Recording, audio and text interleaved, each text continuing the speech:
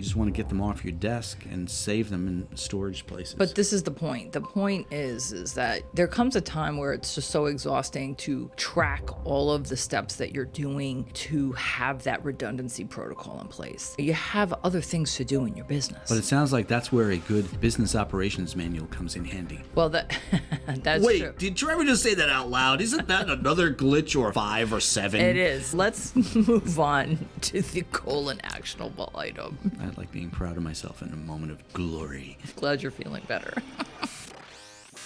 Welcome to Biz Glitch number 130, and guess who's back? I'm back. Shady's back. I'm back on May 9th, 2024. This is Biz Glitch M&M Project reference. 360. I know it was an M&M reference. Okay. I'm not that old.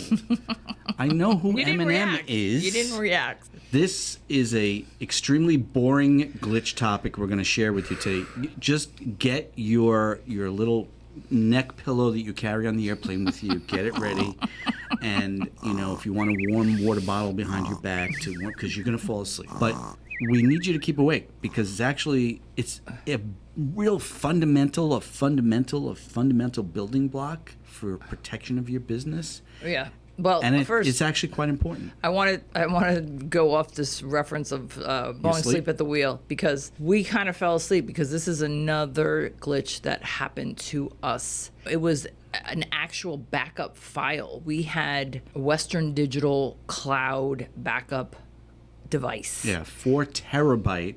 So we had a personal cloud in our home office because one of my computer geek pals years ago said to me, "So you're really going to trust storing all your documents with Microsoft or Apple? You should have your own backup as a redundant method." I was like, "That's brilliant. That was brilliant." So I went out and I bought this device. Except the manufacturer decided they were not going to update the firmware, which is a fancy name for software that manages the device, which could thus make the device vulnerable to hackers. We don't really know, you believe, but we don't 100% know if it was hacked. Correct. We don't know that. Because At first, we thought it was. We did retrieve the files. We went to a professional, it's called Rescue, RESQUOO, and there is a branch or whatever in Massachusetts, so it's only 2.5 hours from us. We went, and this is the second time we used them, and it cost $1,100 because to recover all of the data. Because we didn't stay on top of when Western Digital was stating or however they communicated. They didn't. You see, I actually found out through a newsletter, a cybersecurity newsletter I subscribe to, which is Krebs on Security.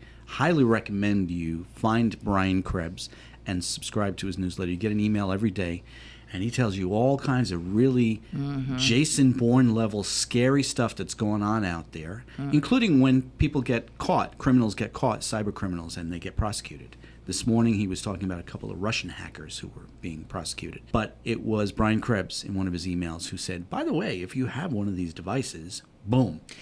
Now, one of the things that I think that's interesting and why we included this glitch was because, number one, it is so critical that you're not discarding documents. You're saving them for one reason or another. Client reference, or maybe your business is of a regulatory nature where you need to show evidence of something for some reason, like insurance, or errors and omissions, malpractice, or professional it could be liability. just the really boring daily operations of your business. I was speaking to a bookkeeper client of ours the other day who had a restaurant client that we had referred to her, and we shipped off on behalf of that client 2 boxes filled with receipts and invoices. Invoices from the food suppliers, receipts from the credit card transactions at the restaurant table and the bar. And the whole purpose was that her firm was going to digitize all those and then transport everything into QuickBooks for the client and store the documents scanned into a secure document cloud folder. So it could be the mundane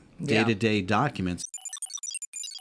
Well, I'm glad to say that we sort of kind of covered the goal and actionable item with mapping where is your data, where are you storing it, are you still putting receipts in a shoebox, and is it not getting digitized? Do you have redundancy backup to the backup. Do you have protocols and procedures? Do you have protocols and for procedures? the purpose of tracking and storing documents? You know, I think for us, because we've scaled down our business from when we used to work with more people, hired more people, and had a team of people and all of that fun stuff. But now it's like when you have other people that are managing your business, this is even more critical, because what happens if you think they're scanning or they're saving in the cloud somewhere and they're backing up the backup and they're not? And then all of a sudden you find yourself but again, having to pay thousands of dollars that's where an operations manual comes in. Yeah. And if it's you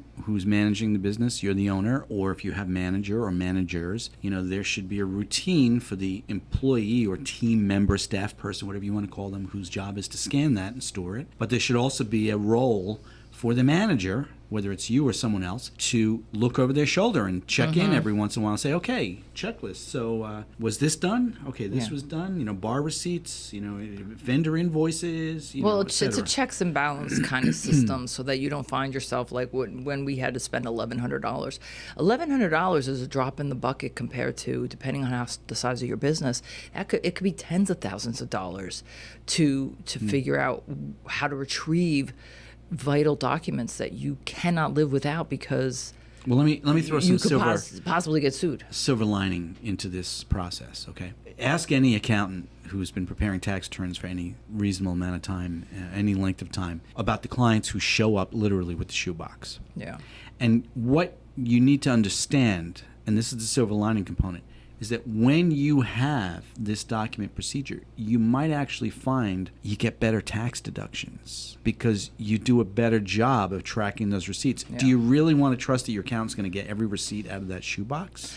Well, and you can't remember every single thing, but if you have a regular procedure and you're doing it on a regular basis, this isn't about tax returns. It really is about making sure your operations manual has a proper document storage protocol, and that you have redundant backups, because how critical it could be, the expense of retrieval and or a potential lawsuit because you can't prove something. Two final thoughts is that the reason I brought in silver lining is because, as snoozeworthy as this entire video might be, it could actually make you money, because this protocol that you have in place in your operations manual could potentially get you bigger tax deductions or find other ways that can help you become more efficient and potentially profitable. And the last thought I want to leave you with is what the man at Rescue told us when we brought that drive over there, and his name was Will, and he was this lovely gentleman from Switzerland, and he had a very quiet demeanor with a slight Swiss accent, and he gave us some recommendations for good quality cloud backup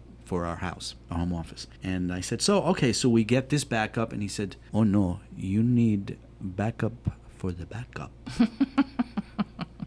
And on that note, we'll say biz glitch out. We'll see you tomorrow. By the way, just to be clear, the Zoom podcast mixing board is in fact plugged into the good. iPad. Okay. All right. All right. Well, actually. And action.